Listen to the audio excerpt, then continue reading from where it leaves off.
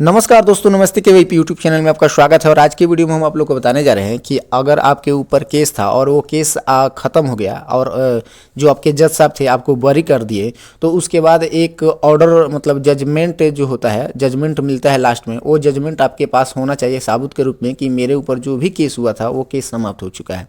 तो इस जजमेंट के लिए अगर आप किसी वकील साहब के पास जाते हैं तो वो 700, 800 या 1000 रुपये का डिमांड करते हैं आपसे, जबकि आप ये खुद से ऑनलाइन ही निकाल सकते हैं। तो आज की वीडियो में यही बताने वाले हैं कि आपके ऊपर जो भी केस था और वो केस समाप्त हो चुका है, आप उस केस से बरी हो गए हैं, तो उस जजमेंट को कैसे ही ऑनलाइन डाउनलोड कर सकते हैं बिल्कुल फ्री में।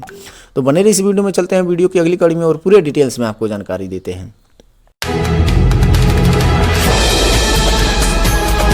तो जैसे कि आप देख रहे हैं कि हम ई कोर्ट्स सर्विस के ऑफिशियल वेबसाइट पे आ गए हैं। इस वेबसाइट पे आने के लिए सबसे पहले आपको किसी भी ब्राउजर में जाना होगा और वहाँ टाइप करना होगा services.ecourts.gov.in लिख करके सर्च करेंगे तो इस तरीके से इसका होम पेज आ जाएगा।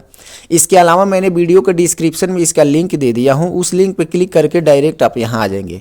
यहाँ आने के बाद सबसे पहले आपको क्या करना होगा, यहाँ से आपको सेलेक्ट करना होगा अपना स्टेट, मतलब आप कौन से स्टेट से हैं, कौन से स्टेट में आपके ऊपर FIR हुआ था, कौन से स्टेट में आपके ऊपर केस चल रहा था। उसके बाद अपना डिस्ट्रिक्ट सेलेक्ट करना है जहाँ पे आपका केस चल रहा था, उस डिस्ट्रिक्ट को। उसके बाद कौन से कोर्ट में मतलब चल रहा था उस कोर्ट को सेलेक्ट कर लेना है। उसके बाद कोर्ट इस्टेब्लिशमेंट होता है, उसमें देख लेना है आपका इसमें से कौन से में आपका केस चल रहा था। तो इस तरीक़े से अपना सेलेक्ट कर लेना है। और इतना सेलेक्ट करने के बाद आप यहाँ देखिए कई तरह से आप निकाल सकते हैं, एक पार्टी नेम से, एक केस नंबर से, एक फाइलिंग नंबर से, एक एडवोकेट नंबर से, एक FIR नंबर से। तो हम निकालेंगे एक केस नंबर से। यहाँ केस नंबर वाले ऑप्शन है, इस पर क्लिक करेंगे। उसके बाद यहाँ आ जाएगा केस टाइप, तो यहाँ से केस टाइप सेलेक्ट कर लेंगे कि आपका कौन सा केस है, किस तरह का केस है। तो जैसे कि हम अभी निकालने वाले हैं एक SC ST केस है, उसी का जजमेंट निकालने वाले हैं। तो SC ST यहाँ से सेलेक्ट कर लेंगे। SC ST जो भी धारा होता है और जो भी केस होता है, इस पर बहुत सारे लोगों को झूठी आरोपों में फंसाया जाता है। तो यहाँ है SC ST केस, इसको हम सेलेक्ट कर लेंगे। उसके बाद यहाँ पे केस नंबर जो होगा उसको डाल देंगे, यहाँ पे किस साल में केस हुआ था उसको डाल देंगे। अब ये सारी चीज़ मिलता कहाँ से, तो जो आपका FIR का कॉपी होता है, जो शुरुआत में ही आप अपने थाना से निकलवाए होते हैं, उस पर FIR के कॉपी पे लिखा रहता है केस नंबर और साल। उसी केस नंबर और साल को यहाँ डाल देना है। उसके बाद यहाँ कैप्चा कोड डाल करके गो पे क्लिक करना है। जैसे आप गो पे क्लिक करते हैं तो इस तरीके से आपके केस का स्टेटस सामने आ जाता है। अब आपको क्या करना है, यहाँ पे व्यू वाले ऑप्शन पे क्लिक करना है। व्यू वाले ऑप्शन पे जैसे ही क्लिक करते हैं तो ये पूरा आपका केस जो है, केस का डिटेल जो है पूरा ओपन हो जाता है। अब आपको इसको ड्रैग करके नीचे की तरफ जाना है और सबसे लास्ट में आप जाएंगे। सबसे लास्ट में जब आप जाएंगे तो आप यहाँ देखेंगे केस आपका जो है 31/10 को डिपोजिट कर दिया गया है, मतलब ख़त्म कर दिया गया है। उसी तरीके से आपका भी केस होगा जो ख़त्म कर दिया होगा।